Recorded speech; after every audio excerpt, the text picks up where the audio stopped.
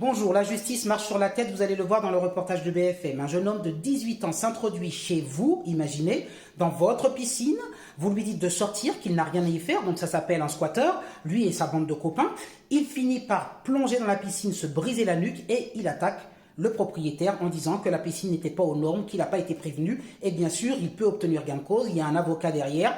Et la loi oblige les personnes qui sont propriétaires, même si un squatteur rentre chez elles, à assurer leur sécurité. Je trouve ça mais lunaire et tellement révélateur de cette justice qui marche sur la tête et finalement qui profite aux squatteurs et d'ailleurs à tous les malfaiteurs et autres, que en fait, j'en reviens pas et je trouve que ça, c'est un cas d'école. Alors écoutez bien ce reportage.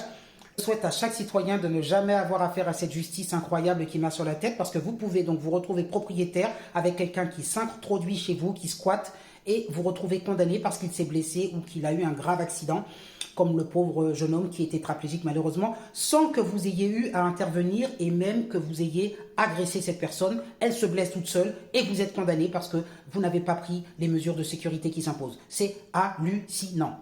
C'était il y a 4 ans. Un après-midi d'été, un jeune homme décide de s'introduire illégalement dans cette résidence toulousaine. Il souhaitait profiter de la piscine.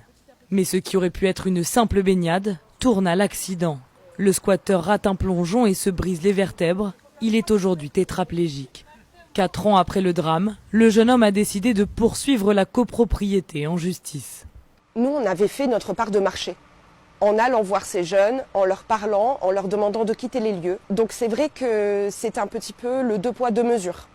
La situation est dramatique, néanmoins, ce n'est pas notre faute. L'adolescent âgé de 18 ans à l'époque porte plainte pour négligence autour du bassin, un argument non recevable pour les copropriétaires qui assurent que toutes les précautions sont prises pour éviter les accidents. Dès le mur d'entrée de la piscine, finalement, on retrouve notre panneau de profondeur des bassins qui nous indique de manière très claire la profondeur à 1,08 m ainsi que celle à 2,20 m que vous pourrez retrouver sur le fond de la piscine.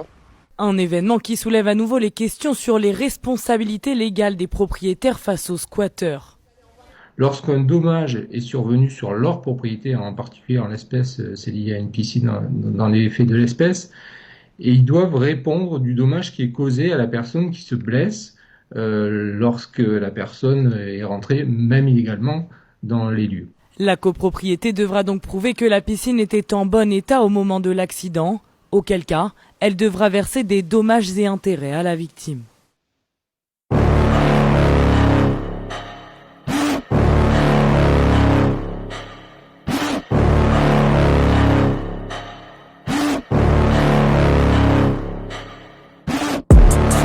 Inside of me, you better watch out if you ignite me. The road ahead, a full prophecy to be the greatest beast the world has ever seen. I feed him every day like the bones clean. I feed